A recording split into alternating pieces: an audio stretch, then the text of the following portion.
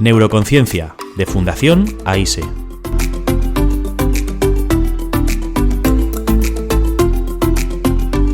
Con Paula Iglesias.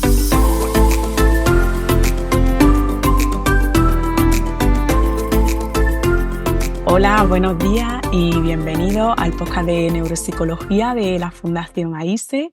Hoy estamos a viernes 10 de enero y bueno, el segundo podcast que grabamos del año porque Juan ya grabó uno el otro día muy interesante sobre la especialización de neurologopedia en trastornos neurológicos funcionales, que justo ha salido hoy este episodio. Y hoy pues yo voy a grabar uno que para mí es muy especial porque hoy me acompañan dos personas a las que yo le tengo mucho cariño y mucho aprecio, que son Juan y Blanca, y además porque creo que es un episodio muy necesario donde ellos nos van a contar su propia experiencia personal y vital después de sufrir un daño cerebral sobrevenido que iremos desgranando poco a poco a lo largo de todo el episodio. El título de este episodio, un caso de un daño cerebral invisible, porque en esta ocasión nos encontramos con que Juan, después de su proceso neurológico y su daño cerebral, pues las secuelas que más le interfieren en su vida diaria y las que están, digamos, condicionando su desempeño, pues tienen que ver con lo cognitivo. Y muchas veces estos aspectos cognitivos no son fáciles de ver, no son fáciles de reconocer y precisamente como no se ve, como no se ve cómo funciona una memoria, como no se ve cómo funciona una planificación o una organización, pues a lo mejor nos pensamos que la persona se puede desenvolver perfectamente, pero luego a lo mejor cuando rascamos un poco más, cuando la propia persona intenta enfrentarse a diferentes situaciones de la vida cotidiana que requieren de la gestión de estas funciones cognitivas, pues se encuentra con una serie de dificultades que es cierto que a lo mejor pues todavía la sociedad no es muy consciente de ello y no hay mucha sensibilización sobre esto. Así que precisamente por todos estos motivos, pues yo contacté con ellos porque considero muy importante pues darle voz y darle visibilidad a estos casos que además nosotros desde la especialidad de la neuropsicología pues son con los que nos encontramos, con los que más trabajamos y con los que efectivamente pues vemos que estas cuestiones interfieren, ¿no? Y afectan mucho a la vida de las personas. Yo ahí siempre recuerdo a mi compañera Inma, terapeuta ocupacional, ¿no? Que decía, bueno, una persona con cognición, pero aunque vaya amputado o en silla de ruedas, pues puede hacer su vida, puede desenvolverse de una forma u otra. Pero es cierto que una persona con alteraciones cognitivas que le impidan a lo mejor realizar un seguimiento de lo que tiene que hacer, de qué le depara, de qué acaba de realizar, de cómo se va a enfrentar a esta situación, sí que le limita y corremos a lo mejor más el riesgo pues de que haya aislamiento social, de que esta persona no interactúe, ¿no? Con las situaciones de su vida cotidiana, con su entorno social. Entonces esto pues lo tenemos que tener aquí muy presente y muy cuidado. Así que, bueno, con esta pequeña introducción, pues Juan y Blanca, os agradezco el sacar este rato para contarnos pues todo lo que vosotros ha pasado. En este caso es Juan el protagonista de esta historia, pero Blanca obviamente está con nosotros porque además de que es su mujer, también cuidadora principal, que creo que también eso es importante que lo saquemos a la palestra en todo este tipo de situaciones porque el papel es fundamental, ¿no? Del cuidador. Así que, bueno, contadme si queréis un poquito qué tal estáis y presentaros brevemente. Vale, pues bueno, yo soy Juan, soy, bueno, el del que sufrí el daño cerebral, digamos, y aunque los sufridores somos los dos, en realidad, como seguramente va a contar Blanca, y bueno, yo soy de Chiclana, que es donde estamos ahora mismo, y bueno, en 2020 fue cuando sufrí el daño cerebral, como voy a contar luego, porque fui operado de un tumor cerebral. Y no sé si ya está, ¿no? Vale. Bueno, y yo pues eso soy mujer de Juan y igual que él pues también vivo el daño cerebral en nuestro día a día, ¿no? Y bueno, es un placer, Paula, que hayas pensado en nosotros, pues porque si por nuestro caso pues podemos llegar a alguien y ayudar también, ¿no? Con nuestro testimonio, pues bienvenido sea, porque sí que es verdad que en su momento yo también tuve esa necesidad de escuchar otros casos, incluso a día de hoy, ¿no? Así que, bueno, pues aquí estamos. Genial. Pues muchas gracias, chicos. Sí, la verdad es que, bueno, yo obviamente pues os tengo siempre muy, muy presente y recuerdo cómo cuando llegasteis, ¿no? Con nosotros a la fundación, pues teníais un montón de preguntas y un montón de cosas que a lo mejor nosotros desde lo profesional, desde lo neuro, pues ya lo tenemos todo muy integrado, pero cuando esto pilla totalmente desprevenida a cualquier familia, pues eso, no sabéis de qué recursos tirar, no sabéis cómo ha llegado a esta situación, por qué la persona no recuerda o por qué la persona no se organiza o por qué la persona no habla o porque muchísimas cosas que tienen que ver con todas las secuelas del daño cerebral sobrevenido. Entonces es cierto que, bueno, desde aquí pues efectivamente vamos a intentar dar visibilidad y crear, ¿no? Una red de apoyo y de lo que la gente pues un poco vaya necesitando. Es cierto que yo creo que a la gente le puede ayudar mucho el comenzar desde el principio, ¿no? El ir desarrollando poco a poco lo que ocurrió a vosotros. Entonces, no sé si podéis situarnos más o menos tanto en el periodo, en la fecha que ocurrió, como Juan, un poco qué fue lo que tú te empezaste a notar. También a lo mejor brevemente, pues, situarnos en cómo era tu vida, ¿no? Hasta que esto digamos, pues vino a cortar muchas cosas, ¿no? A dar un parón, porque también pues tuviste que ser sometido a una intervención importante y demás. Así que si queréis, podéis introducirnos un poquito ese proceso. Hmm. Sí, bueno, yo voy a decir que, bueno, Blanca es de Madrid en principio, yo soy de aquí de Chiclana, estamos en Chiclana. Nos conocimos cuando estudiábamos nuestras carreras, yo estudié informática y Blanca hizo medicina. Y coincidimos en dos colegios mayores que estaban el uno frente al otro, vamos, el Loyola y el Jesús María. Ahora el Loyola ya no existe. Y que organizaban actividades conjuntas y en una de esas actividades que organizaba Blanca, pues ahí nos conocimos. Nos casamos en el 17, aquí en Chiclana. No fuimos a vivir a Ronda porque Blanca empezó a trabajar como pediatra allí. Yo había estado trabajando en Twenty, en Madrid, desde 2011, pero en el momento de nuestra boda pues estaba en excedencia y estuve trabajando en otra empresa. Cogí esa excedencia básicamente porque quería estar cerca de Blanca, trabajando en remoto y tal, y en esa época en Twenty no se llevaba eso. A nuestra boda en 2017 pues vinieron algunos compañeros de Twenty y me contaron que estaban muy integrados ya dentro de Telefónica, que en Telefónica se promovía un poco el trabajo en remoto y entonces ya pues volví a Telefónica trabajando en remoto desde Ronda.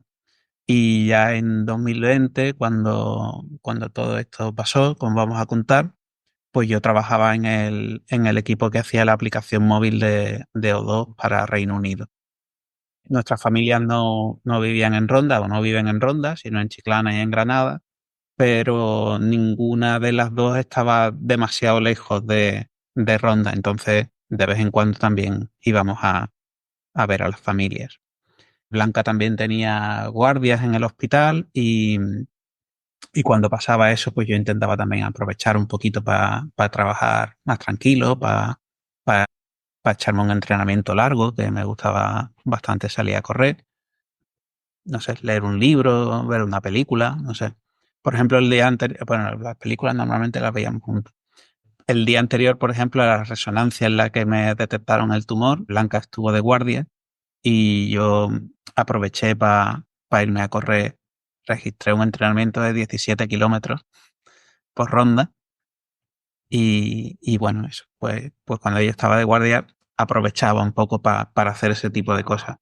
Vale. Los, Juan, perdona, comentas que eso, que el día antes de la resonancia, ¿no? Pues que tú hiciste tu entrenamiento normal y correcto. todo bien. Pero yo te quería preguntar, Ujú. ¿cómo se llegó a decidir que tenían que hacerte una resonancia. Es decir, estamos hablando de tu caso, en tu caso a través de esa resonancia, junto con otras pruebas, pues se hizo un diagnóstico de una lesión ocupante de espacio, ¿no? Que luego se vinculó y se asoció a una etiología concreta. Pero ¿tú notaste algo? ¿Notaste algo Claro, en la cabeza? ¿Notaste algo en el cuerpo? Cuéntanos un poquito. claro, sí, las resonancias yo entiendo que no se hacen porque sí. Esto fue porque en el puente de diciembre de 2019, pues me noté una serie de dolores de cabeza que yo entendí que eran muy extraños. Y, y bueno, eran como muy agudos y se desencadenaba solamente con ciertos movimientos, ciertos esfuerzos, que ya Blanca me dijo luego que tenían un nombre y que eran, pues, por ejemplo, reírme, por ejemplo, estornudar o toser. Me parece que además esos días tuve un resfriadillo, pues ir al baño y hacer fuerza. Y me resultó un poquito extraño que eran dolores de cabeza muy fuertes que solo se desencadenaban en esas situaciones, pero que en cuanto el estímulo cesaba, en cuanto dejaba de reírme o ya había estornudado o ya tal, pues inmediatamente dejaba de dolerme. Y me resultó raro. Y entonces, pues yo como cuando tengo un problema médico, pues le pregunto a Blanca, que para eso estudias medicina, pues entonces le pregunté y entonces ya ella me contó que esas cosas se llamaban maniobras de Valsalva, porque hubo un tío que se llamaba así, Valsalva, y que las documentó de alguna manera. Y entonces a Blanca le pareció un poco raro también y lo comentó en el hospital para que me hicieran las pruebas que fueran necesarias y que básicamente eran la resonancia magnética. Y que aparte de, digamos, la cabeza, a Blanca le resultó interesante también ver también zonas pues de la espalda, del cuello, que yo a veces me quejaba porque, claro, trabajaba mucho tiempo sentado y pues seguramente a lo mejor podría tener algo ahí. Entonces, creo recordar que en vez de una sola cita de radiología, me reservaron 3 seguidas. Entonces ya yo sabía que esa resonancia iba a ser larga. Y aparte supongo que también por eso tardaron bastante en hacerla, porque tenía que quedar libre aquella sala, supongo, durante un rato largo. Entonces me la programaron esto fue en diciembre, y me la programaron para el 24 de febrero del 20. Curiosamente también, desde ese momento hasta el momento que me hicieron la resonancia, que fueron 2 meses y medio, más de 2 meses y medio, yo creo, hasta donde yo recuerdo, yo no tuve ningún síntoma más. Yo casi que dije, ¿para qué me voy a hacer las resonancias? Y yo creo que a lo mejor estoy curado ya. Lo que pasa es que luego en la prueba pues se vio que había un bicho ahí. Ujú. Vale. Sí, un poco la clínica previa, ¿no? al diagnóstico comenta estos dolores de cabeza asociados a esos componentes, ¿no? De presión intracraneal y demás. Llega el momento de hacerte la resonancia magnética. Imagino que esa resonancia la ve un profesional de la neurología. ¿Y cómo es el momento en el que os dan los resultados, qué os cuentan, qué os dicen sobre el proceso? Porque también aquí nos situamos en un contexto de pleno COVID. Entonces, imagino que también todo esto, yo recuerdo además cuando acudisteis a nosotros para el proceso de rehabilitación, que todavía necesitábamos, ¿no? Un poco los permisos para abrir, vosotros necesitabais trasladaros a Granada. Entonces también entiendo que toda la prueba de resonancia magnética, la comunicación del diagnóstico, el proceso de intervención quirúrgica, que ahora también me gustaría que nos comentarais, fue en un contexto de COVID donde estaba todo saturado. Así que, ¿cómo nos podéis trasladar, digamos, cómo fue todo ese proceso? Sí, es verdad que en el momento del diagnóstico, de hacer la resonancia, se hablaba ya, ¿no?, de los contagios, pero estábamos en una normalidad todavía, ¿no? Sí que es verdad, ya una vez que lo operan, que En la fue vieja realidad. un 10 de marzo, pues el estado de alarma empezó el 14 de marzo, o sea que ahí ya sí que empezó, ¿no?, lo duro. Pero en el momento de la resonancia, pues bueno, como ha comentado Juan, fue una prueba bastante larga porque se estudió desde la cabeza hasta toda la columna, ¿no? De hecho, él cuenta pues que hubo un momento en el que, claro, empezaron por la cabeza y ya se vio la imagen, ¿no?, del tumor. Y le dijeron, ahora mantén bien quieta la cabecita. Y él cuenta, ¿no?, como que eso le saltó un poco ahí la alarma, ¿no?, ¿qué está pasando? Luego, además, yo estaba por allí, por el hospital, porque había estado de guardia y, bueno, como él tenía la prueba por la mañana, pues ya hice tiempo y me quedé por allí. Entonces, mi compañera, la radióloga Laura, me llamó y me dijo, Blanca, ¿te puedes venir al despacho? Que te quiero comentar una cosa. Y claro, a mí ya eso me puso un poco, ¿no?, los pelos de punta. Y nada, me enseñó la imagen, me habló de la sospecha que tenía, que, bueno, parecía un tumor benigno, ¿no?, porque por la forma, la localización, se localizaba dentro del ventrículo lateral derecho del cerebro, en la parte alta, ¿no?, en el techo. Y, y luego se confirmó ese diagnóstico por anatomía patológica, que era el de un neurocitoma central. Tenía un gran tamaño porque medía hasta 5 centímetros y aunque era en el lateral derecho, en el ventrículo lateral derecho, pero parecía, ¿no?, como que se metía en el izquierdo porque desplazaba la línea media debido al gran tamaño, y además estaba produciendo hidrocefalia, que estaba reteniendo, ¿no?, el líquido cefalorraquídeo dentro de los ventrículos. Y bueno, pues fui a buscar a Juan y entre la radióloga y yo pues le comentamos un poco lo que pasaba. Y como el hospital de Ronda, que era donde se hizo la resonancia, donde vivíamos, es un hospital pequeñito, es un hospital comarcal, ahí no hay neurocirugía. Entonces pusieron en contacto con el Hospital Regional de Málaga, con neurocirugía, y allí pues ya vieron las imágenes e indicaron el ingreso inmediato para allá. Así que nada, Juan se quedó en el hospital de Ronda hasta que vino la ambulancia. Yo mientras aproveché para ir a casa y coger en una bolsa pues lo que pensé que fuera preciso para estar allí ingresados en Málaga, ¿no? Que luego se me olvidó un montón de cosas porque uno no Ajá. sabe a lo que va. Y nada, y vino una ambulancia y nos llevaron hasta Málaga. Y nada, y se ingresó allí y un poquito pues al principio pues no sabes si realmente eso era benigno, si no era benigno. Nos dijeron que no, al principio no sabían si iban a biopsiar, si directamente iban a intervenir. Total, fueron ahí 2 semanas de espera entre pruebas y bueno, y un poco también buscando un hueco amplio de tiempo para la intervención, porque iba a ser una intervención larga. Y ya está, y finalmente pues la intervención tuvo lugar el 10 de marzo del 2020. Y bueno, si tú quieres un poquito Mm. explicar cómo Bueno, esas sí, 2 semanas, ¿no? esas 2 semanas, pues claro, cuando te van a operar de algo así, tú no sabes cómo vas a salir, no sabes si después vas a poder seguir con tu vida, qué es lo que va a pasar.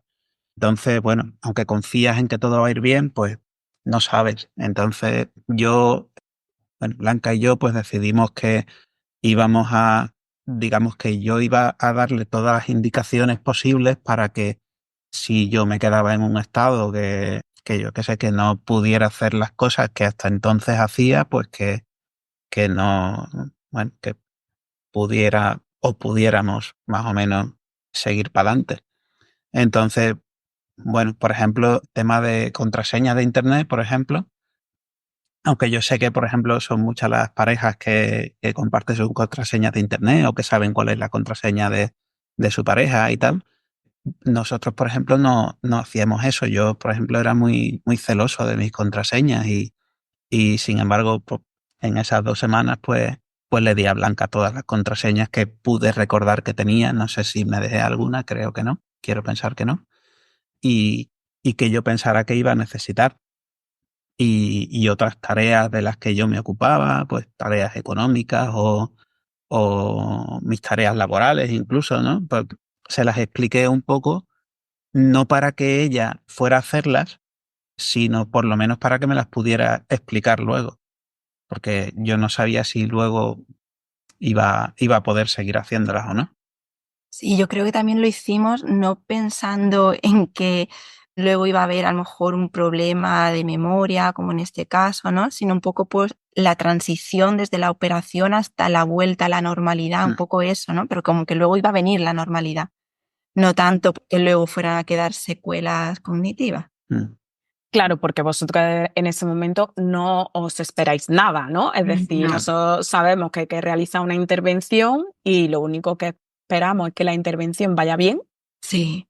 Y ya está. Lo que pasa que también entiendo, ¿no?, que en ese momento, pues, el servicio de neurocirugía, pues, os dice, no sabemos cómo va a ir la operación, ¿no? Como puede pasar en todas las operaciones. Es decir, Totalmente. nos enfrentamos, pues, a que hay que abrir un cerebro, ¿no? A que hay un fenómeno de hiperpresión, a que tenemos una lesión ocupante de espacio de 5 centímetros, que está moviendo estructuras cerebrales, en fin. Entonces, vamos a abrir el cerebro y vamos a ver podemos hacer como lo podemos hacer, pero no os prometemos nada, ¿no?, de que va a salir. De hecho, bueno, firmas casi cualquier cosa, ¿no? Antes de firmas que te puedes quedar ahí en la Sí, sala los de operaciones. consentimientos esos informados, mejor no leerlos. Tú Efectivamente, dices, efectivamente. vale, venga, Claro. Sí, no, firme. obviamente porque confiamos y nos salvan la Sí, vida, ¿no? sí.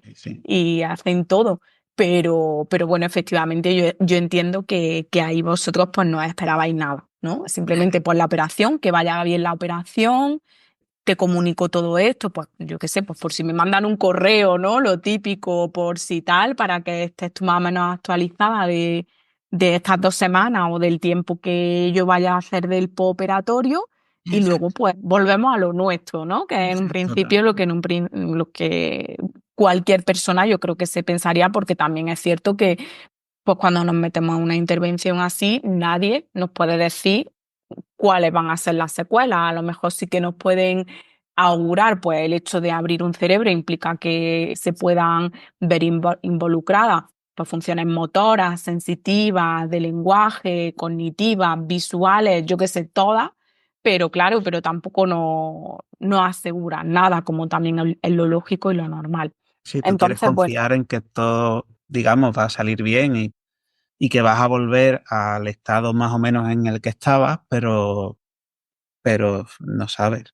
Sí, yo me acuerdo de palabras del neurocirujano, ¿no? Que van por zonas menos representativas del cerebro y todo esto, pero luego al final te encuentran con cosas también imprevistas, ¿no? Pues un gran tamaño o un tumor que infiltra mucho la pared y tienen que, ¿sabes?, resecar más de la cuenta, en fin, que es muy desconocido todo. total. Y muy complicado, ¿no? Todo Mm. ese mundo y en fin. Entonces, bueno, tú te sometes a la intervención, Juan, contarnos un poquito cómo sale la intervención en términos técnicos, digamos, y como, bueno, Eso es. técnico me refiero de si sale bien, si os dicen pues que hay una buena recepción del tumor, si os hacen más pruebas de seguimiento con respecto a eso, cómo va también el tema de la hidrocefalia, ¿no? Y de lo que pasaba ahí con las válvulas y luego tú también, pues, cómo te levantas de la operación y cómo es ese proceso de el despertar después de. Ya. A ver, yo es que lo que pasa precisamente es que las secuelas que me quedan principalmente son de amnesia y entonces pues yo ese periodo de tiempo pues lo tengo ahí un poco perdido. La que puede contar más es Blanca. Sí, bueno, la intervención en sí fue larga, duró como unas 5 horas y cuando salieron los neurocirujanos, pues nada, dijeron que todo había transcurrido dentro de la normalidad, sin ninguna complicación y bien. Ya el postoperatorio fue más complicado porque en las primeras horas después de salir del quirófano, pues no le costaba mucho despertar, estaba pues eso muy tendente al sueño, muy poco reactivo, si acaso al dolor podía reaccionar algo y la verdad es que fueron unas horas un poquito críticas en el sentido pues eso de que lo esperado era pues que fuera despertando y fuera reaccionando, ¿no? Y no fue así, entonces le hicieron un TAC urgente y vieron pues que había una gran cantidad de aire contenido dentro del cráneo que estaba empujando también el cerebro y eso parecía que estaba interfiriendo pues en esa evolución, ¿no? Eso se drenó y bueno, en las horas posteriores pues iba un poquito mejor, pero muy, muy, muy lento, abría los ojos, reaccionaba a ya órdenes verbales, pero estaba como eso, en un estado muy estuporoso, muy como que desconectadillo, ¿no? A todo esto, bueno, él se supone que tenía que ir a la UCI, pero al final se quedó en la unidad de reanimación anestésica porque ya sí que estamos COVID duro y estaban las UCIs colapsadas de casos de coronavirus, así que pues eso, lo dejaron ahí en la URPA. Las horas posteriores, pues ya digo, pues fue un poquito mejor y a los 2 días empezó nuevamente a tener un gran empeoramiento, pues eso, nuevamente tendente al sueño, poca respuesta, solo estímulos dolorosos, ya empezó con mucha agitación, sudoración y bueno, decidieron pues analizar sangre, líquido cefalorraquídeo, orina y todo esto, ¿no? Y concluyeron que tenían una sospecha de que había una infección, una meningitis. Finalmente, luego en el líquido cefalorraquídeo tampoco se aisló ningún germen, pero sí que ese análisis inicial bioquímico pues sugería una meningitis y por tanto iniciaron un tratamiento antibiótico intravenoso que lo recibió durante 3 semanas. Y bueno, ahí poquito a poco, pues digamos que eso, que fue evolucionando a mejor, pero siempre se le podía observar pues muy enlentecido, muy bradisíquico, tanto en el procesar información que tú le podías decir, como en responder, a la hora de ejecutar movimientos, que además asociaba también una hemiparesia izquierda, sobre todo del brazo izquierdo. Y bueno, permaneció así durante 3 semanas, que tuvo que estar encamado porque además tenía un catéter que, digamos, en el cerebro, que externo, que drenaba el líquido cefalorraquídeo. Eso se dejó inicialmente cerrado porque cabía la posibilidad de que no hiciera falta drenar líquido cefalorraquídeo fuera, pues porque el propio sistema ventricular absorbiera ese líquido. Lo que pasa es que finalmente se vio que sí que había que drenar el líquido, pues porque había quedado también dañado las paredes de los ventrículos que absorben ese líquido, ¿no? Y permaneció 3 semanas en cama porque no podía moverse por ese drenaje externo que tenía. Y ya cuando pasaron las 3 semanas y cumplió el tratamiento antibiótico, tras comprobar que ya no había infección a nivel meningio, pues se pudo poner un drenaje, una derivación ventrículo-peritoneal que llevara el líquido cefalorraquídeo de la cabeza, digamos, al peritoneo, ¿no? Y a partir de ahí, pues ya pudo empezar a incorporarse en la cama, de la cama pasar al sillón y de ahí pues empezar a caminar, sí que al principio pues con apoyo, ¿no? Porque tenía esa hemiparesia izquierda. Entonces, todo esto estamos hablando de que fueron 2 meses de ingreso inicial. Ya cuando podía manejarse un poquito con apoyo y había una estabilidad clínica, pues ya decidieron darle el alta, que esto fue pues a finales de abril del 20. Vale, entonces, bueno, gracias Blanca, porque es verdad que contamos contigo a nivel técnico, que nos lo está explicando todo súper bien, ¿no? Ese proceso médico, al igual que resaltar, pues, el hecho de que esto para Juan, pues, supone, como nosotros decimos, una laguna, ¿no? De memoria, donde tú, como bien has comentado, pues, ese proceso no está fijado. Yo recuerdo cuando nosotros trabajábamos también que intentábamos ahí vislumbrar qué momento es el que tienes claro de recuerdo, ¿no? ¿Cuál es tu primer recuerdo después de? ¿Cuál es el primer recuerdo que tienes antes de la operación, ¿no? También os agradezco porque yo sé que tú, Juan, estás tirando mucho de notas, ¿no? Para ir respondiendo a toda la guía de las preguntas y esto pues ha sido un trabajo que has realizado previamente para preparar un poco todo lo que hoy nos queréis contar. Entonces, claro, efectivamente vemos que es un proceso hospitalario bastante largo, que la operación ha sido un éxito, digamos, porque a nivel técnico y procedimental, pues el tumor, ha habido una buena resección del tumor. Sí que es cierto que, como tú bien has comentado, Blanca, pues obviamente están todas las secuelas asociadas a los daños, ¿no? que ha provocado el tumor y cómo se ha llegado hasta él, más luego pues todo ese sistema ventricular que quedó tocado y donde pues ya esa circulación de líquido cefalorraquídeo se tuvo que ver ayudada, ¿no? de una válvula. Ujú. Eh, entonces, Que bueno, luego fueron 2 porque hubo otra complicación, pero sí, se dio de alta y bueno, brevemente eso que en casa, ¿no?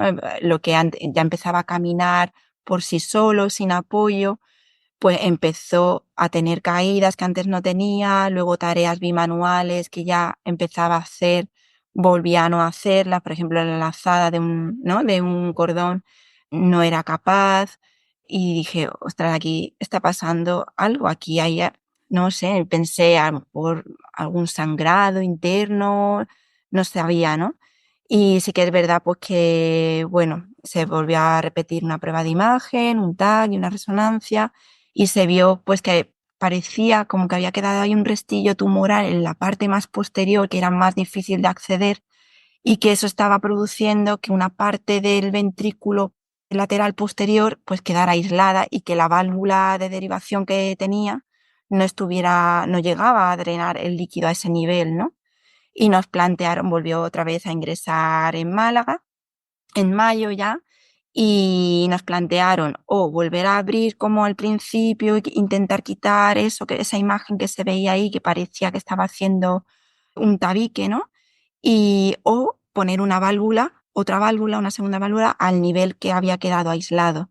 Total, que al final decidieron poner, porque tampoco estaban seguros de si era un resto o no era un resto tumoral, decidieron poner una segunda válvula y sí que es verdad que tras poner esa segunda válvula, también la clínica neurológica cambió mucho, ¿no? No solo a cómo estaba antes, sino un poquito mejor en el sentido de que ya ese problema estaba ahí cuando se fue de alta la primera vez, ¿no? Y bueno, yo noté que ya la mirada había cambiado, era como una mirada que conectaba mucho más con el mundo real, ¿no?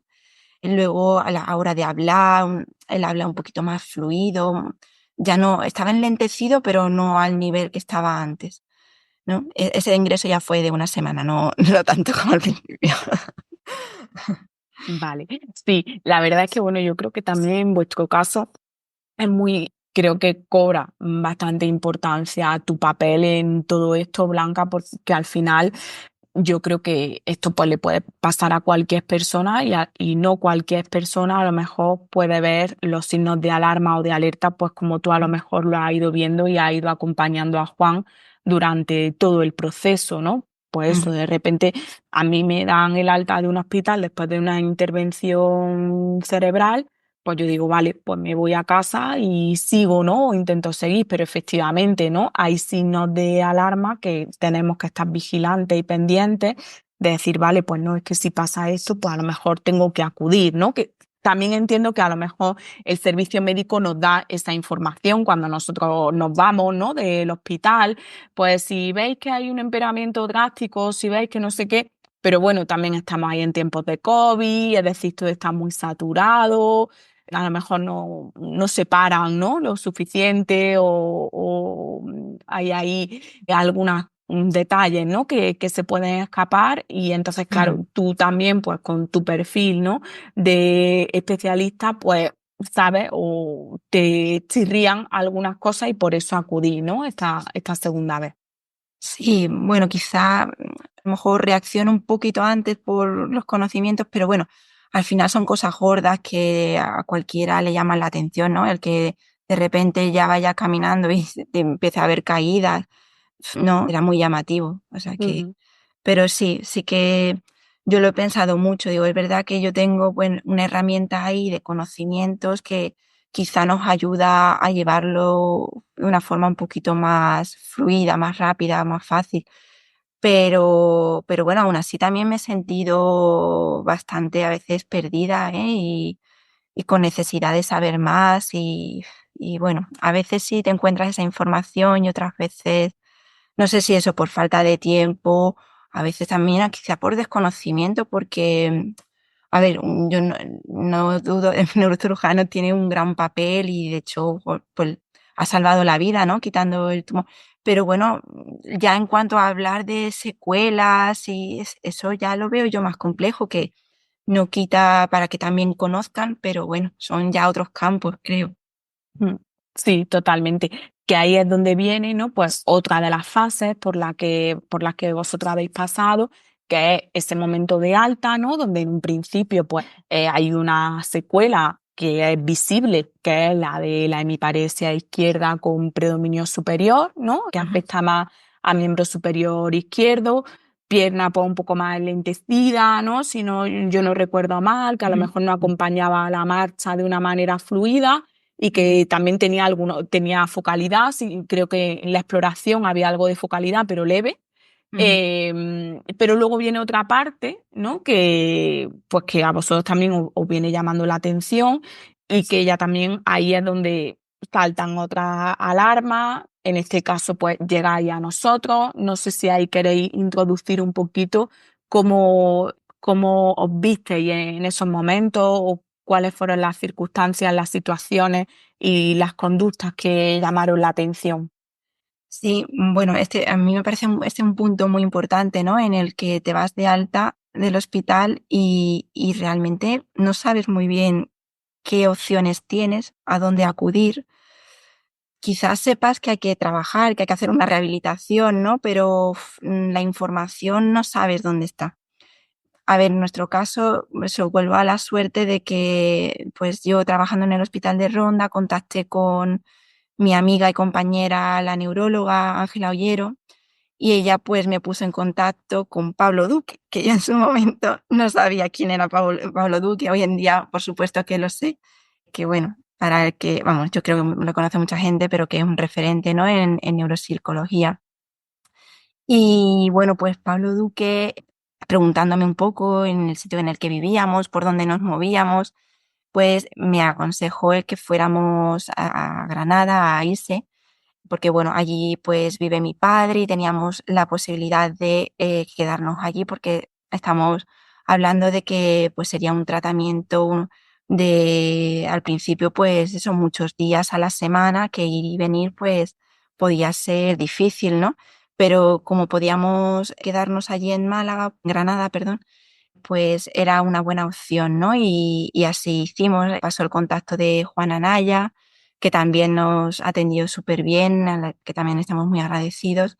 Y ya está, y fue así como nosotros supimos un poco el camino que teníamos que seguir ahora, ¿no? Pero si no, yo ahora que estoy viendo que estáis trabajando también con el Hospital Clínico de Granada, ¿no? Para que los pacientes neurológicos, y bueno, yo en concreto hablo también de cuando acontece un daño adquirido sobrevenido, ¿no? Pues el que los pacientes y las familias dispongan de una información ya desde el hospital me parece importantísimo, fundamental. Vamos, a que en ese aspecto, cuando lo vi, me alegré mucho. Sí, totalmente. Un poco lo que comentamos, ¿no? Que está asociado tanto a las secuelas de daño cerebral invisible como a las que no. Yo creo que falta mucha información, ¿no? Y que falta muchos recursos para que después de un daño cerebral sobrevenido, pues la persona y la familia sepan a dónde acudir, ¿no? Y sepan cómo van a acontecer las cosas, aunque no hay respuestas certeras en esto, pero sí decir, pues mira, hay que moverse por aquí, hay que echar mano a estos recursos, pues normalmente suelen pasar estas cosas, ¿no? Al igual que a lo mejor, pues, por ejemplo, en procesos oncológicos, pues se tiene muy claro que, oye, mira, pues la quimio te va a provocar esta sintomatología, o primero viene una operación, después viene un tratamiento de quimioterapia, de radioterapia, de lo que sea, o primero lo vamos a hacer así, después la operación, es decir, te voy a dar como las opciones y te voy a decir cuáles son las ventanas, ¿no? que tenemos dentro de esta patología. Es cierto que yo creo que todo lo que tiene que ver con daño cerebral, no hay una sensibilización, no hay un plan estratégico de comunicación, digamos, donde las familias pues sí que se vean arropadas a nivel informativo. Entonces, efectivamente, pues esto se está trabajando y cada vez se está trabajando más y yo creo que, pues, bueno, por casos como el vuestro y casos en general que ocurren, donde nos encontramos, pues eso, a familias muy desprovistas de información, pues cada vez más, desde los movimientos asociativos, fundacionales, junto con el grosso, ¿no?, de la población que se ve afectada por esto, pues está creciendo un poquito la calidad asistencial de eso, pero es cierto que hay muchísimas faltas y que ha venido habiendo muchísimas faltas hasta el día de hoy, que hay que intentar, ¿no?, ir a por ellas. Así que efectivamente yo, pues bueno, recuerdo este momento, ¿no?, en el que os ponéis en contacto con nosotros. Además, recuerdo que la primera entrevista también fue por Zoom, porque todavía estábamos cerrados, ¿no? No podíais venir a Granada. Y bueno, pues nos contabais cosas, ¿no? Yo recuerdo cuando intentábamos indagar sobre cómo te estabas desenvolviendo, digamos, a nivel cognitivo, todavía en un entorno muy circunscrito a tu casa, pero que, bueno, había episodios de desorientación dentro de la propia casa. No recordaba cosas que habían pasado el día de antes, durante ese mismo día. En fin, ya algunos síntomas, ¿no?, en anamnesis, como nosotros solemos decir, pues que ya nos llaman a determinadas sospechas. ¿Qué nos podéis contar también como de ese proceso, de esos primeros tiempos de, vale, ya en un principio a nivel médico estoy estable, pero ahora pues lo que tengo que enfrentarme es a la vida después de un daño cerebral, que no es poco? Bueno, yo es que no me acuerdo muy bien.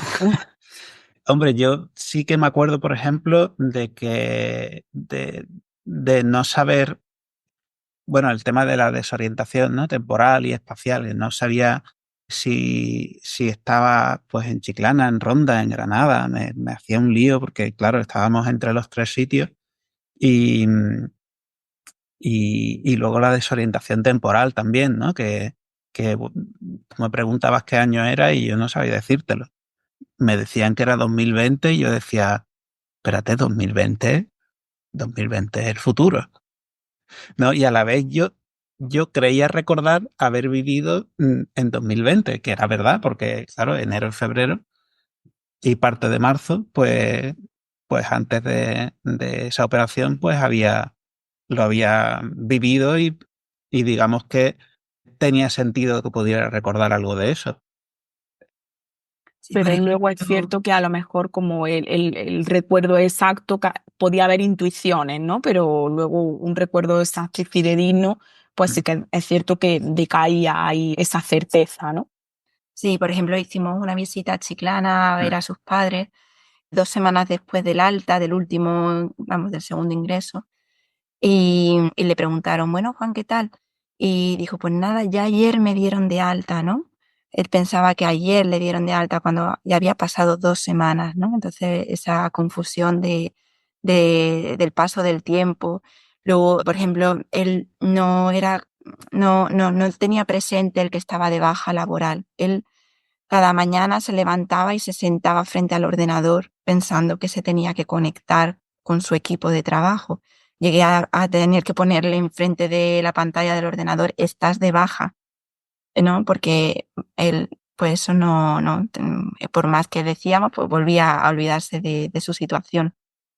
Cosas así. Luego, incluso dentro de casa, allí en Ronda, no la asociaba con nuestra casa de Ronda, sino que se iba a la de Chiclana. A la hora de, por ejemplo, de preparar un desayuno, ¿no?, como antes hacía en la rutina de nuestro día a día, pues era muy complicado, se perdían los pasos que había que seguir. Para poner una mesa, pues, a lo mejor, pues, eso no asociaba si éramos 2 personas, porque había que poner 2 vasos, sino uno, volvía a la cocina, y traía lo mismo, ¿no? Todo ese registro, de información mantenido, pues, era algo, pues, que es muy complicado para él. Hoy en día ha cambiado la situación, siguen habiendo cositas de esas, pero bueno, ha cambiado la situación a mejor, claro. Ujú. Entonces, efectivamente, bueno, ya nos encontramos en un momento donde ya estáis de alta con vuestras correspondientes revisiones, pero ya en un proceso de rehabilitación, digamos, donde hay pues una serie de búsquedas de tratamiento terapéutico.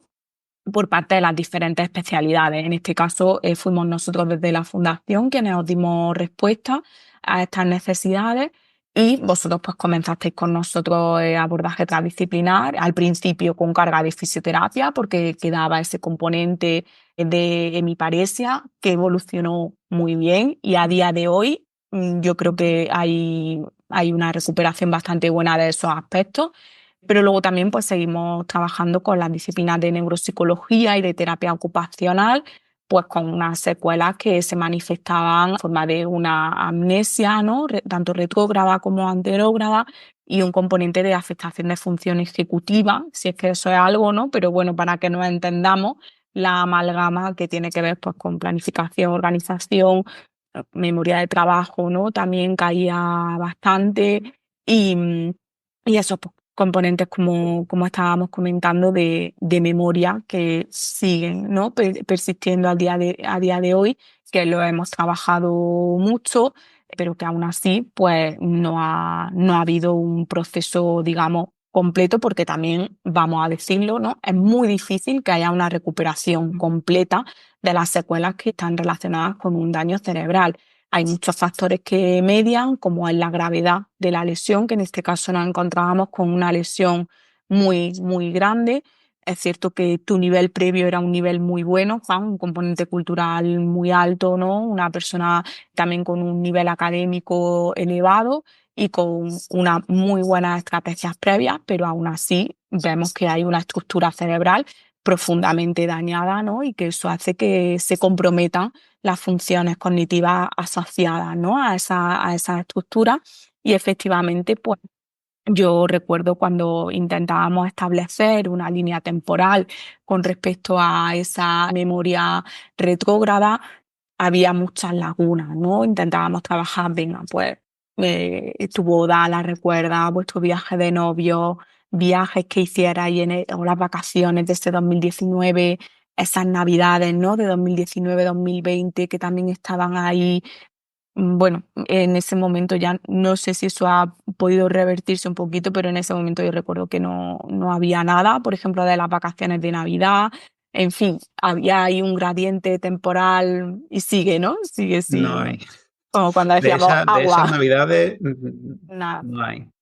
Sí, recuerdo que, ¿no? Que decíamos, venga, agua, ya está, no pasa nada, porque también hay que hablar del componente de frustración que vives tú como persona. Sí, madre mía, en un principio tengo unas estrategias de lenguaje que me podrían estar permitiendo hablar y contarte las cosas, pero es que yo estoy intentando tirar, tirar, tirar, y es que no sé qué pasó y no tengo el recuerdo. Entonces también ahí, a nivel terapéutico, es importante el saber cuando tienes que parar de indagar, ¿no? Porque también eso generaba pues mucha desolación en ti, ¿no? Yo recuerdo algunos momentos de que a lo mejor pues teníamos que parar un poco la sesión o cambiar de tema, pues porque eso provocaba una emocionalidad totalmente normal y coherente, ¿no? Con ese momento donde tú intentabas sacar, pero no se podía. Entonces, bueno, había esa afectación principalmente, ¿vale? En memoria y en funcionamiento ejecutivo, que fuimos trabajando mucho, me soportaste y mucho, ¿no? Y me aguantaste y trabajamos. Bueno, fue un trabajo muy bonito, si me permitís decirlo, pues porque a mí me dio la oportunidad de conoceros mucho y de saber pues cómo funcionaba y de daros también algunas herramientas, ¿no? Para vuestro día a día y y de intentar llegar a trabajar algunos procesos y algunas funciones cognitivas que ayudaron un poquito a adecuarte, ¿no? A sentarte en algunas tareas de la vida, aunque pues necesitarás supervisión, independientemente de que a lo mejor ya sí que te pudieras desenvolver en realizar una tarea, pero bueno, pues luego había aspectos de, oye, a lo mejor lo he hecho, pero ahora lo que pasa es que a nivel de esa monitoring de la memoria, si la memoria está cayendo, pues es que no puedo monitorizar si ese paso lo he hecho o no. Entonces era, pues venga, vamos a intentar escribirlo o vamos a intentar tener una señal que para ti signifique a nivel semántico, digamos, como que esta etiqueta ya la he hecho. En fin, también junto con Ana, ¿no? Que estuvimos trabajando muchas actividades de vida diaria.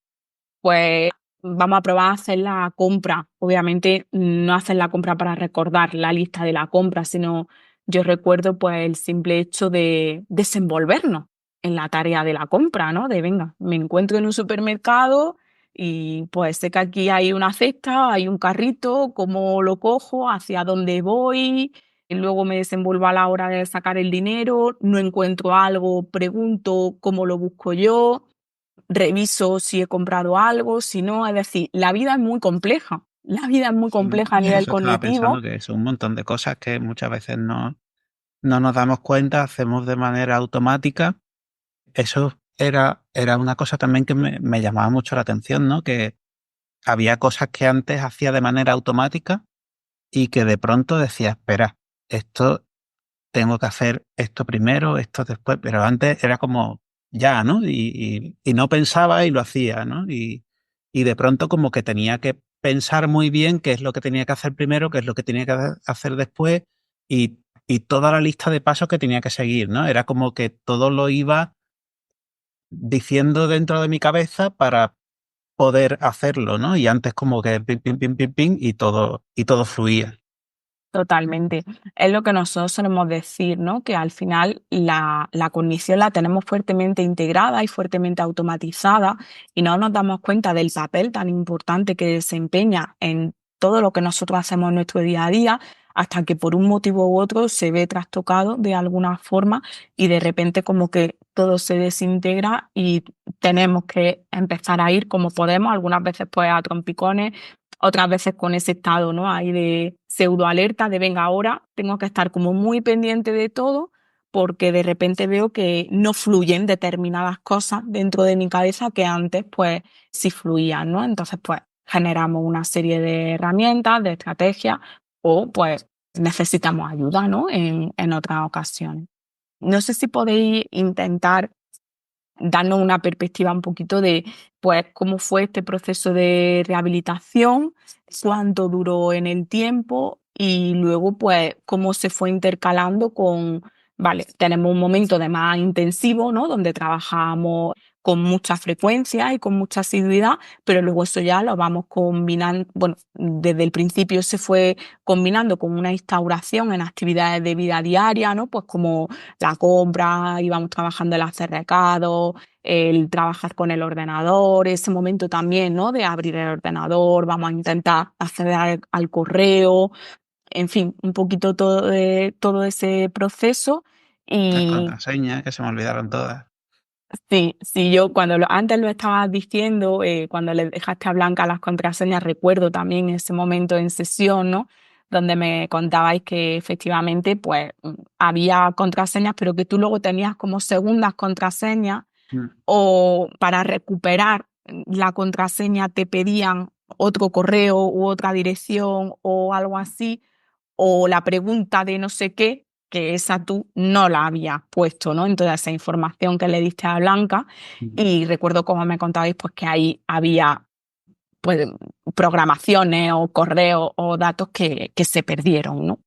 Mm. Sí, eso de las contraseñas era una locura porque eso, o solicitaba recuperar contraseña, tenías que poner una nueva, pero no se acordaba de registrar esa nueva contraseña, total, que estábamos cambiando contraseñas y así ya también. A día de hoy ya es mucho más, vamos, eso, gracias a eso, a tener la precaución pues de escribirlo, saber dónde está, pues bueno, eso ya ha desaparecido, pero en su momento era una auténtica locura lo de las contraseñas.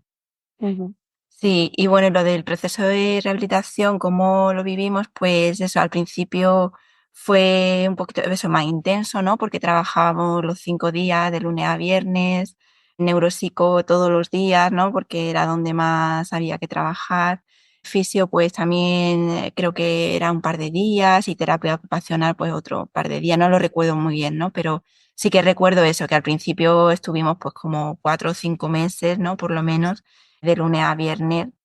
Y sí que eso, que nosotros nos desplazábamos de Ronda a Granada los domingos para estar allí los lunes y pasábamos toda la semana allí y los viernes pues nos volvíamos a Ronda, ¿no? Pues también para estar en casa y bueno, tener un poco esa sensación de hogar. Y luego, pues nada, la parte motora, como hemos dicho, se recuperó bastante bien y a los 4 o 5 meses creo que ya no necesito más sesiones de fisio y seguimos con neuropsico y terapia ocupacional. No recuerdo por cuánto tiempo seguíamos de lunes a viernes, pero sí que llegó un momento, ¿no? Como que valoramos también el pasar más tiempo en casa, pues para hacer esas tareas de la vida diaria, ¿no? En nuestra casa, pues desde preparar un desayuno, las comidas, ir a la compra y bueno, y redujimos el número de sesiones pues a 3, creo, a la semana, íbamos de lunes a miércoles. Y nada, el proceso pues en sí pues tuvo también su altibajo, ¿no? Porque eso veíamos mejoría, otra época que había más estabilización, ese sentimiento a veces pues también de cansancio, porque al principio estás como muy arriba, ¿no? De venga, vamos a por todas y bueno, luego ya cuando va pasando el tiempo y también te ves pues que las cosas se van ya asentando más y hay cosas que las ves ya más cronificadas, pues bueno, también tienes tu bachecillo y bueno, yo como lo viví también pues por parte de mi trabajo, ¿no? Que tuve que dejar mi trabajo, me pedí una excedencia pues para poder acudir esos 5 días a la semana con Juan a rehabilitación. Y ya cuando la situación lo permitió y pudimos reducir el número de sesiones, pues yo me incorporé con una reducción al trabajo y eso pues me permitió continuar con mi labor de pediatra, ¿no? Sí que ajustándome pues a esos días que tenía jueves, viernes y hacer guardias los sábados para bueno, poder estar los domingos de vuelta en Granada y continuar con la rehabilitación. Ujú. Mm. Sí. ¿Tú? Yo es que, hombre, yo me acuerdo, por ejemplo, de lo cansado que era, que llegábamos, volvíamos y me echaba a dormir y me podía llevar 5 horas durmiendo perfectamente, porque venía reventado. Me acuerdo, pues, no sé si lo he dicho ya, porque lo tenía apuntado antes, de las líneas temporales, que, que me perdía muchísimo. ¿Qué más me acuerdo? Las noticias de cada Las mañana. noticias, cada mañana, claro, entiendo que era un poco porque durante el día me fuera quedando con cosas, ¿no? Y que al día siguiente te las contara para ver si había. Sí. No sé muy bien supongo que tiene un montón de fundamentos, pero yo no sabía exactamente. Bueno, o no, no puede no tener. Bueno, el fundamento que tenía básicamente era que por tu historia de vida y por tu historia personal, pues tú siempre, ahí me dijiste que siempre habías sido una persona asidua a leer la prensa por las mañanas, por internet. Entonces intentamos tirar de esa estrategia que para ti era significativa a nivel personal para que trabajar esos componentes de memoria que pueden tener una huella un poco más fuerte al ser algo relevante para ti. Y bueno, intentábamos pues, comentar alguna noticia, ¿no? Por la mañana. Trabajábamos también mucho con mapeado, ¿no? De calles de Granada para intentar trabajar esas funciones de navegación. Y de chica, Poníamos, esto es, cómo ¿no? era, y de ronda, y cómo era nuestro piso, Vuestra tu ¿no? casa. 20 arquitectos haciendo planos todo el Efectivamente, día. trabajamos, hicimos muchos trazados, muchos Sí. mapas, pues también se lo explicábamos a las alumnas, nos salíamos y se lo explicábamos a la gente, ¿no? Trabajamos mucho esa working memory, yo te la ponía ahí en muy alta carga para intentar compensar esas alteraciones de memoria episódica, ¿no? Y Daba pues todo caña, lo ¿eh? sí, sí, sí, Y todo eso dábamos. combinado en la multitarea. Sí, sí, sí, sí, hacíamos ahí mucho branching y, y bueno, pues yo entiendo que obviamente algunas veces yo también terminaba muy cansada, ¿eh? Es decir, que esto era un reto para Estaba los dos, trabajando, o sea que. efectivamente, pero fue ahí un proceso donde vosotros lo disteis todo, era increíble, ¿no? Como pues eso, como estaba ahí al pie del cañón, como cansado, pero con mucho esfuerzo, pues respondía ahí a todas las tareas y también pues a todas las sugerencias que desde terapia ocupacional se iban haciendo para, oye, vamos ahí, todo esto, ¿no? No tiene sentido alcanzar un rendimiento más o menos bueno dentro de una sesión de laboratorio, digamos, sino que esto, pues vamos a ir trabajando también con el hacer cosas que sean para ti significativas en tu día, y se pudieron comenzar a instaurar pues algunos pequeños hábitos que con adaptaciones, con ayuda, con tal, pero lo importante es que se instauren, ¿no? Para que tú pues tengas tu vida relativamente organizada y tengas tus pasos a seguir a lo largo de un día. Entonces, bueno, después de ese proceso de rehabilitación, donde ya también efectivamente pues empezamos a espaciar más las sesiones, hasta que ya pues bueno, llegamos a un momento de alta donde vemos que durante un tiempo pues hay una estabilización del proceso, donde hay alguna mejoría. También tenemos que tener en cuenta que es que tu estado inicial era un estado con una afectación muy severa, ¿no? Donde incluso pues componentes relacionados con el lenguaje a nivel de fluidez verbal había mucho bloqueo, no sabía ni cómo responder a una pregunta. Pues luego ya nos encontramos pues que una conversación te puede desenvolver, aunque lo típico, ¿no? De repito algo que he vuelto a decir desde hace poco, no sé si esto lo he dicho ya o no, me pierdo en la conversación, en fin, pues siguen persistiendo estas cuestiones asociadas a lo que es tu perfil cognitivo y tu perfil de afectación neuropsicológica. Pero bueno, nos tenemos que plantear, ¿vale? Pero si esto persiste, pues yo ya tengo que seguir haciendo mi vida, aunque esto persista, ¿no? Al igual que el que tiene una hemiparesia, pues como, bueno, pues yo ya, es decir, con mi hemiparesia tengo que seguir viviendo, tengo que seguir con mi familia, tengo que seguir en mi casa, y ya, pues, lo que me tengo que preocupar es de llevar unos hábitos de vida saludables que a mí me hagan el no empeorar, Sí, ¿qué vas a sino hacer? Es el que no. mantenerme y el seguir, digamos, pues enfrentándome a la vida lo mejor que pueda. Pero Claro, claro, yo mi resto lo voy a seguir teniendo, entonces ya lo que tengo que hacer es trabajar desde mi vida diaria, ¿no? No desde un proceso rehabilitador que es muy intensivo y que ya no estamos viendo unos resultados. Entonces, bueno, El vamos. problema es que la hemiparesia la vemos y entonces como que el entorno colabora en esa, bueno, en ayudar, ¿no? Pero esto de la afectación de memoria de trabajo, no sé.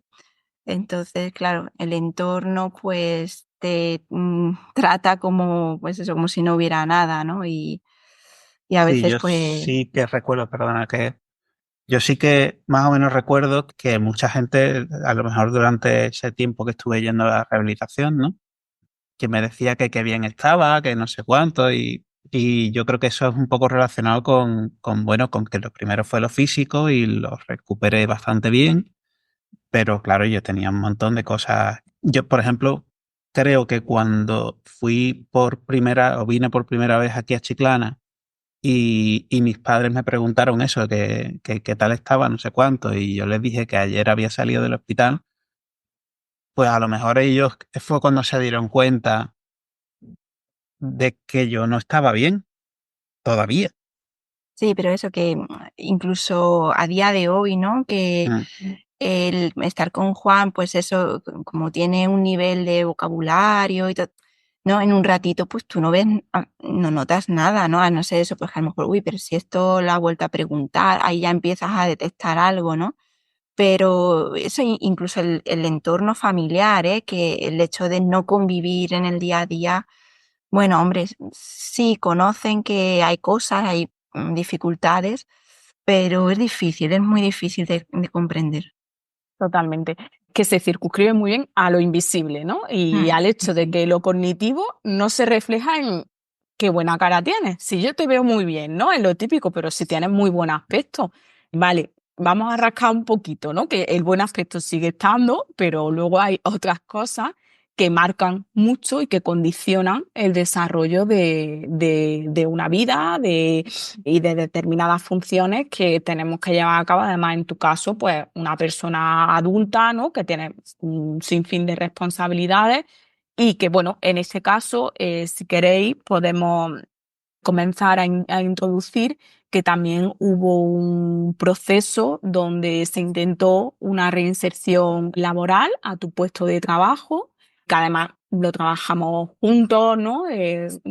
Junto con Ana, pues por ver si se podía hacer gradual, por ver si pues las alteraciones de memoria podían, digamos, compensarse pues con otro tipo de rol en el trabajo, que a lo mejor los niveles de exigencia fuesen diferentes y también pues tirando de tareas que no tuviesen o donde se gestionase de otra forma la complejidad, la variabilidad, el hecho de tener que hacer el recuerdo. Y, y no sé si queréis contarnos un poquito cómo fue ese proceso. Sí, cuando llegan casi los 2 años, enero del 22, pues en principio me llaman del tribunal médico y, y me dan el alta. Claro, a ver, en principio casi nos alegramos porque el objetivo era que me dieran de alta y volver a trabajar y tener una situación pues lo más cercana posible a como todo era antes, ¿no? Que era lo que nos decíamos muchas veces, que a ver si volvíamos a estar como antes y no sé cuánto. Pero claro, una vez también que me dan el alta, ¿qué hago? Me intento reincorporar. Yo estoy listo para reincorporarme, ¿no? Y hacer llevar a cabo una profesión como la mía, que es compleja desde el punto de vista cognitivo, ¿no? Pues claro, yo quise ser honesto y transparente con la empresa en la que trabajaba, que es Telefónica, y se lo comuniqué en cuanto lo supe. Le dije, mira, esta es la situación, me han dado el alta, yo no sé hasta qué punto estoy preparado, pero, pero bueno, os lo digo y ya vosotros veis lo que... La verdad es que se portaron muy bien. Me pusieron en un equipo nuevo y con un jefe que me conocía, que ya había tenido antes, había trabajado conmigo. Y bueno, al principio pues bien, parecía que bien. Llegaron a hablar contigo, Paula, y con Nancy.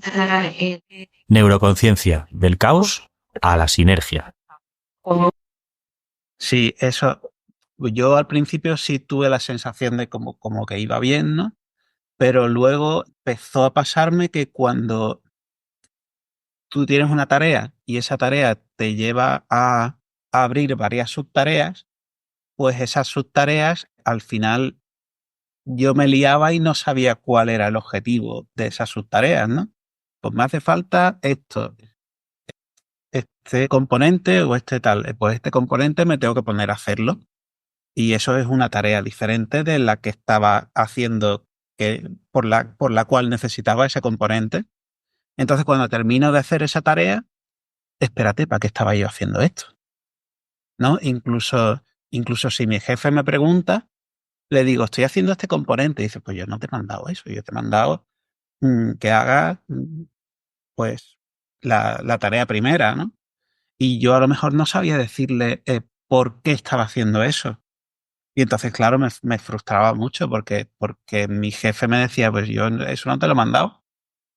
O sea, es como si yo estuviera perdiendo el tiempo y, Entiendo lo que... y haciendo un poco lo que me daba la gana, ¿no? Creo recordar que me dijo algo así, que iba a mi bola o algo así. Entonces, claro, no estoy queriendo acusar a mi jefe de nada, ¿eh? Mi jefe lo que veía lo dijo y ya está. Pero bueno, pues a mí pues no me sentó bien en ese momento, claro. Y yo empecé a pasarlo mal. Y entonces, pues llegó un momento en el que yo fui apuntando un poco ese tipo de cosas que me ocurrían, que yo veía que no eran normales, por decirlo de alguna manera. Y entonces bueno, fuimos a la consulta de neurología, que además es, bueno, la neuróloga es compañera de Blanca, claro, en Ronda. Y ya me hizo también un informe que detallaba todas las secuelas que yo presentaba en ese momento, que yo mismo había escrito, ¿no? Ella lo puso un poco con un lenguaje más técnico y más preciso. Y, y ya después de eso, pues, como eso vimos que ese alta, pues en realidad no era, o no nos parecía que fuera adecuada porque ya habíamos visto que eso que no funcionaba, pues presentamos reclamación previa, que es un trámite, digamos, administrativo, que se presenta ante el INS para, digamos, manifestar que tú no estás de acuerdo con ese alta que te han dado, pero que el INS, en principio, normalmente rechaza tal y como viene. Pasó eso, rechazó tal y como vino. En ese momento, pues ya supimos que teníamos que ir a juicio para poder conseguir algo.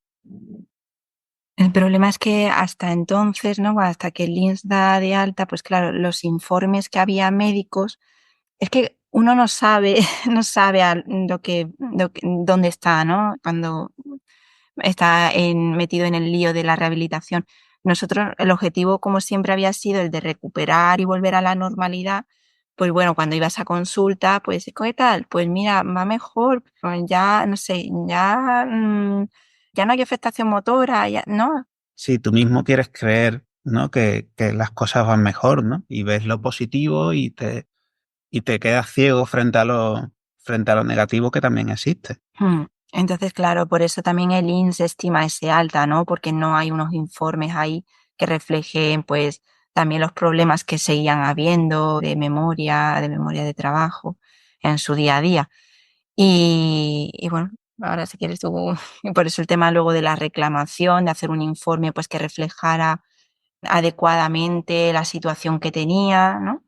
Claro, pero yo entiendo porque, por ejemplo, los informes que nosotros íbamos haciendo, ¿no? Con Sí, la, exacto, ahí hay informes de neuropsicología ¿no? y todo eso. Donde obviamente el informe inicial no es igual que el último informe y las puntuaciones no son iguales, pero hay una mejoría, pero tampoco hay una normalidad, ¿no? Digamos, Claro. es decir, que el hecho de que tú no estés en el, perdóname decirlo rápido y pronto, pseudo estado vegetal que tenías cuando saliste del hospital, no significa que no haya una mejoría, porque al principio, pues eso, una escasa interacción con el entorno, había muchísimo bloqueo, no había ningún tipo de lenguaje fluido, es decir, a nivel cognitivo partíamos de un estado con una afectación moderada grave y luego hubo cosas que mejoraron, pero aún así persistían, ¿no?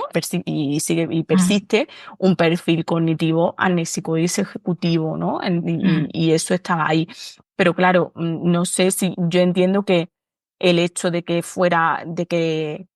el eje de todo esto sea un componente cognitivo, pues a lo mejor no se vio o no se valora igual, ¿no? Que a otras cosas o Claro, ahí bien hay una dijeron. valoración por parte de neurocirugía que pone evolución cognitiva buena, pero sin entrar en detalles de ningún tipo. Entonces, eso lo cogen y lo llevan hasta justificar un alta. Y es lo que en el caso de Juan pues ha pasado, ¿no? Que pues no estaba preparado para volver a su trabajo, por lo menos no a su trabajo. Y bueno, y si quieres, hoy en día un poco la situación que hay, ¿no? ¿Quieres contar? Sí, bueno, de hecho, no diré, bueno, es que, claro, nos hemos contado que después hubo una nueva baja laboral, que el diagnóstico, digamos, era como secuelas tras cirugía, porque no te puedes coger una baja laboral por el mismo diagnóstico por el que te han dado el alta en los 180. 180 días siguientes a la denegación de la incapacidad permanente. Entonces, claro, yo voy al médico de cabecera y me vuelve a dar una baja con el mismo diagnóstico por el que me habían dado el alta, y entonces el INS la echa para atrás. Y entonces ya nos enteramos de que existe un trámite administrativo por ahí que se llama solicitud de revisión de incapacidad permanente a instancia de parte o algo así. Y entonces lo hacemos presentando como documentación el informe este de neurología que que me había hecho la neuróloga. Y entonces tardan, me Y muy parece, basado en el informe de neuropsicología también. vuestro, pero bueno. Y muy poquito después, no sé si por eso o no, pues el INS me envía una notificación que dice, súper rara, que decía algo así como que aceptaba la nueva baja si volvía a pedir un parte de baja. O sea, que tenía que ir al médico de cabecera a solicitar que me diera la baja y entonces me la iban a aceptar. Algo así. Entonces lo hacemos, vamos al médico de cabecera y el parte de baja nuevo, pues ya sí lo aceptan. Después de eso, pues me he tirado, bueno, la baja, no porque me haya tirado a la Bartola, sino porque eso, al final, pues la duración de esa baja ha sido hasta el final, digamos, hasta el límite de los 2 años, que legal, por así decirlo, ampliado un poco porque en agosto de 2022 nació nuestra hija Ana, y por el permiso de paternidad, ¿no? Que lo que hace es como interrumpir la baja que hay y cuando termina el permiso de paternidad, pues se vuelve a reanudar. Y entonces, pues eso, otros 2 años, ¿no? En medio de esos 2 años nos hemos mudado aquí a Chiclana, donde tenemos también más apoyo por parte de la familia para cuidar a Ana y tal, porque en Ronda, pues claro, Blanca si tenía una guardia, por ejemplo, pues me quedaba yo solo con Ana. Y entonces yo solo con Ana, pues a lo mejor no sabía si le había dado el biberón o no. No sabía, pues no sé, si había hecho caca o no, cosas así. Entonces, a lo mejor le podía dar el biberón 4 veces y creo que no llegó a pasar, pero podía haber pasado perfectamente. O no dárselo porque pensaba que se lo había dado. Cosas así. Entonces, al final, pues nos acabamos mudando a Chiclana. Luego, en este periodo, digamos, de la segunda baja, pues ya tuvimos también el juicio contra el INS en febrero del año pasado, del 24. El juez desestimó la demanda porque veía como contradicción entre todos los informes positivos que había hasta febrero del 22 y ese de febrero que es el que ponía pues todas las cosas que había y que no estaban bien, digamos. Entonces, y aparte la sentencia pues decía que claro, que yo me había incorporado al trabajo, porque claro, técnicamente me había incorporado, me habían dado de alta en la seguridad social y esas cosas. Entonces, claro, tú estás incorporado al trabajo y no hay nada que diga que tú no estás pudiendo trabajar. Tú estás trabajando. A saber cómo sale el trabajo, pero tú estás trabajando. Claro, yo sé que el trabajo no salía y sí que más o menos recuerdo que mi jefe me acabó echando una bronca un día, acabó teniendo no sé si llamarlo discusión, pero sí una conversación conmigo en la que me dijo más o menos que yo iba a mi bola. Eso es como que se me quedó grabado, ¿no? Que yo iba a mi bola. Y claro, eso no está reflejado en ningún documento que yo pueda aportar y que lo pueda ver un juez y que diga esto no está bien. Eso lo sabe Blanca porque yo aquel día, y eso más o menos sí que me acuerdo, cerré el ordenador, me fui al salón y se lo dije y me eché a llorar y entonces fuimos al médico de cabecera. Pero ya está.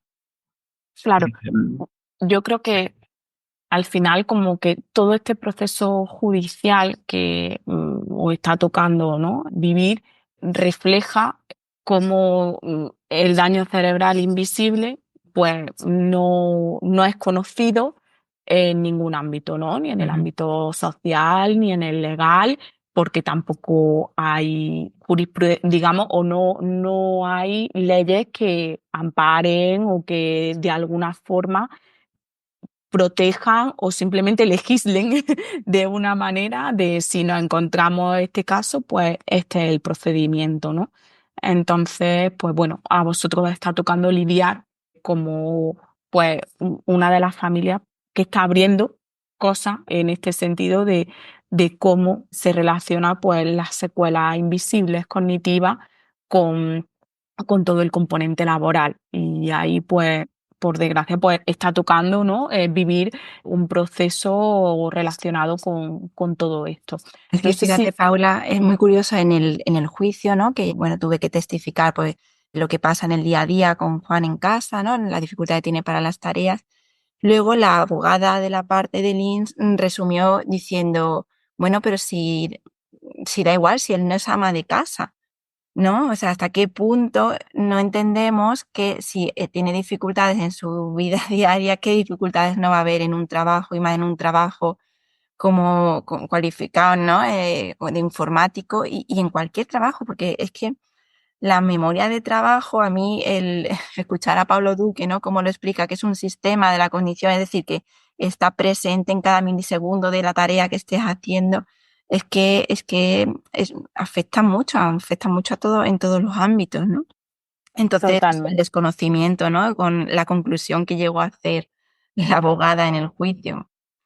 Sí, sí, de que este tema es totalmente desconocido y que no se sabe pues cuáles son las implicaciones, ¿no? En el día a día, ni en lo laboral, ni en nada, ¿no? Es bastante complicado. Y eso que tú comentabas, Blanca, efectivamente no es solamente un sistema de memoria de trabajo, ¿no? Que no te está guiando un poco por dónde tienes que ir, sino también pues ya como esas cosas se tienen que ir almacenando en memoria y como no se almacenan, pues tampoco la memoria de trabajo puede, ¿no? Sacarla y puede traerla para llevar un hilo conductor de todo lo que vamos diciendo. Como bien ha explicado Juan, ¿no? Yo llegaba a un momento que llegaba a este punto, pero tampoco sé por qué llegaba. Probablemente llegaba por una buena intención de que desgranando el objetivo principal, pues había que ir siguiendo determinados caminos, pero claro, llega un momento en el que, ¿qué relación tiene este camino que he seguido con ese punto principal? Ahí es que esa episodicidad del recuerdo pues no nos está ayudando a decir por qué hemos llegado, ¿no? Hasta ese punto. Así que no sé si queréis comentar algo más de en qué momento os encontráis ahora mismo con este proceso y algo ya también, digamos, para concluir un poquito.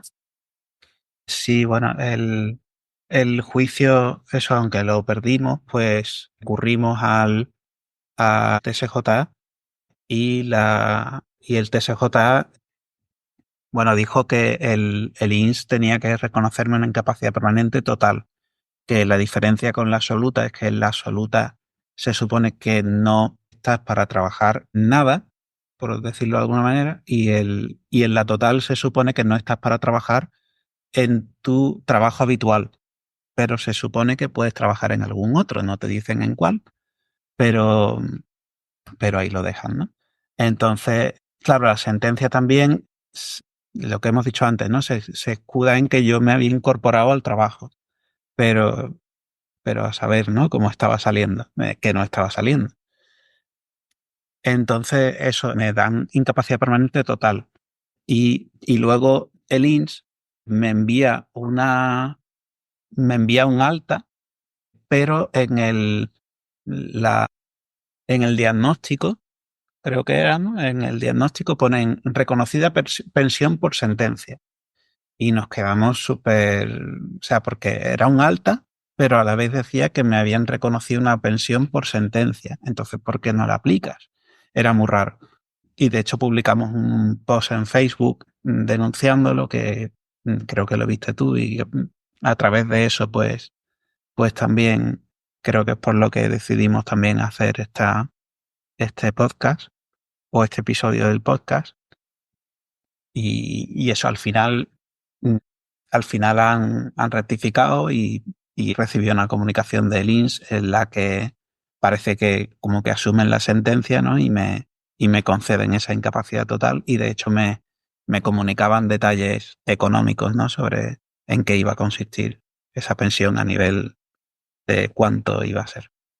Sí, el problema es cómo se entiende, ¿no? Que con estas secuelas sí se puede hacer otro tipo de trabajo el que no sea el de informático. O sea, se pueden hacer cosas, pero a nivel de lo que exige un trabajo, ¿no? A nivel de eficiencia, pues es realmente complicado. Claro. Y entonces, bueno, ahora mismo estáis en ese punto, ¿no? Imagino que vosotros ahora seguís con vuestra andadura a nivel legal. Y bueno, yo la verdad es que, en fin, un proceso arduo, ¿no? Por el que estáis pasando. También creo que tenéis que ser pues de las poquitas familias que ahora mismo están luchando, digamos, este tipo de cuestiones a nivel judicial. También es cierto que yo sé que vosotros habéis escrito, digamos, estáis trabajando con una plataforma legal que también tiene experiencia en este tipo de cosas, porque al final hay que crear como un poco de campo, ¿no? De esto para que personas que, pues por desgracia, se puedan ver en una situación parecida a la vuestra, sepan a qué acudir y sepan de qué herramientas tirar. Entonces yo creo que vosotros aquí pues estáis generando, ¿no? Un background importante de lo que se puede mover en este sentido. Y aunque entiendo que para vosotros es duro porque estáis viviendo por un proceso que está siendo muy complejo y muy largo en el tiempo y muy dilatado, pero también es cierto pues que entiendo que vuestra experiencia y espero, ¿no? que ayude a esta concienciación y a sentar unas bases de cómo afectan las secuelas cognitivas asociadas a un daño cerebral y cómo, aunque estas secuelas sean invisibles, afectan mucho a la vida diaria. Entonces, bueno, yo os vuelvo a agradecer todo lo que nos habéis contado, revivir también el proceso. Imagino que en algunos puntos pues no ha tenido que ser fácil, pero creo que el trasladar esto desde un testimonio en primera persona como es el vuestro, creo que puede ayudar mucho a la gente a entender pues cómo acontecen estas alteraciones cognitivas en la vida y cómo afectan a todos los ámbitos, ¿no? Al ámbito familiar, al ámbito social, al ámbito laboral, a todo ello. Y yo creo que también con los ejemplos que nos habéis ido contando, pues se ve muy bien eso y creo que es importante que se vea y darle un espacio. Así que os quiero agradecer vuestro tiempo, vuestro testimonio y las palabras que habéis puesto a todo lo que venís viviendo. Y yo lanzo una reivindicación de cómo se tiene que dar a conocer este daño cerebral invisible y todas las secuelas neuropsicológicas, cómo tienen que estar presentes, ¿no? en la vida de la sociedad y de la gente que, pues, que tanto que está alterada como que no, porque luego pues tenemos ahí también el campo de la demencia, el campo de los ictus, que también hay mucho desconocimiento de cómo lo cognitivo y la neuropsicología convive con todo ello. Así que sí que para cerrar, a modo de despedida, me gustaría a lo mejor, Blanca, si tú podrías hacer una pequeña reflexión dentro de tu rol como cuidadora. Sé que pedirte esto en poco tiempo es complicado, pero me gustaría también cerrar porque tú has estado al pie del cañón durante todo el proceso y lo sigues estando. Y Juan, pues si tú también puedes despedirte con una pequeña reflexión o conclusión, os lo agradezco. Pues la verdad es que el papel del cuidador, para mí, el cuidador es el gran olvidado, ¿no? Y la verdad es que sufre igual que el que sufre el daño cerebral, ¿no? En mi caso, pues eso, he tenido que dejar mi trabajo por un tiempo, muchas cosas, ¿no? Y es que tu vida, tras la llegada de un daño cerebral adquirido, tu vida cambia drásticamente. Y es verdad que la vida va cambiando, pero de esta forma se hace de una forma muy brusca y, como digo yo, sin compasión, ¿no? Así que a mí sí que me gustaría, pues, que hubiera como más apoyo, ¿no? Para el cuidador, porque nos hace falta también. Y si, y si además son una situación donde hay un daño que es invisible, que no se ve, yo creo que todavía menos, ¿no? Menos ayudas hay. Así que sí que eso me gustaría. Hicisteis un podcast hace poquito, en diciembre, que hablabais se llamaba Escuelas de Neurología, que hacían un proyecto en el Hospital de Torrejón, ¿no? Para familiares bueno, en este caso era pacientes con enfermedades neurológicas degenerativas, pero salvando las diferencias, ¿no?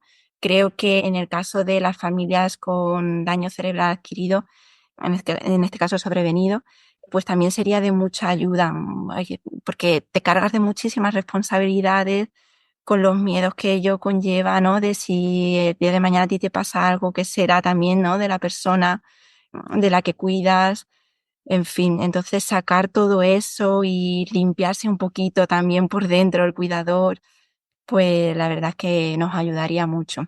quizás se haga en las asociaciones de daño cerebral. Yo es algo que tenemos pendiente, pero de contactar, pero no lo sé, lo desconozco, pero sí que es verdad que es necesario. Blanca ha dicho que el cuidador sufre tanto como la persona con daño cerebral. Yo diría que sufre un poquito más. Y porque tú en el fondo no te das cuenta de muchas cosas. Tú estás, bueno, entre que al principio estás medio aturdido y que después estás centrado en, bueno, en trabajar cosas porque lo que quieres es recuperarte. Yo creo que el que realmente es consciente de la situación es el cuidador. O sea que eso, al final es el que más sufre, yo creo. Más que, más que el, por supuesto, el que lo tiene el daño cerebral, por supuesto que también sufre, pero,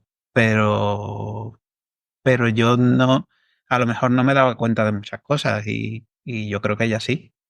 Totalmente, totalmente. Por eso, efectivamente, el apoyo, ¿no?, a la familia, a los cuidadores, la información, el seguimiento, estamos aquí, esto va a tener esta serie de pasos, esto ahora implica una nueva forma de vida, una nueva forma de hacer las cosas, por desgracia, pero es así. Pero aunque haya pasado algo duro en la vida, pero el hecho de tener información sobre qué va a venir, cómo va a venir y el estar acompañado hace que se lleve mejor al no tenerla, porque tú por lo menos te puedas ir relativamente adaptando a lo siguiente que viene, ¿no? Como tú bien has comentado, pues por ejemplo en este proyecto de escuelas de neurología, pues como que te voy adelantando porque sabemos que aquí, que este proceso ha implicado un cambio drástico en vuestra vida, entonces pues vamos a ir con vosotros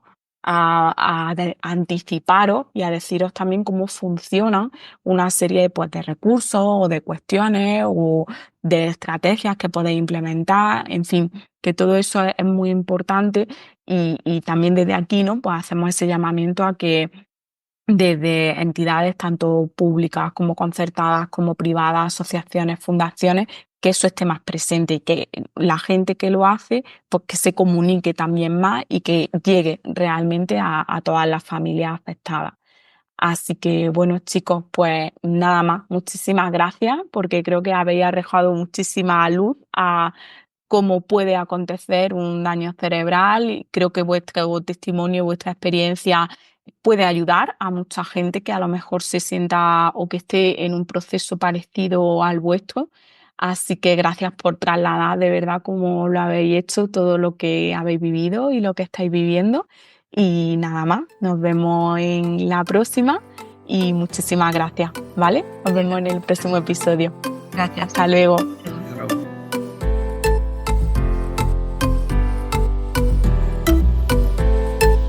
Neuroconciencia, del caos a la sinergia.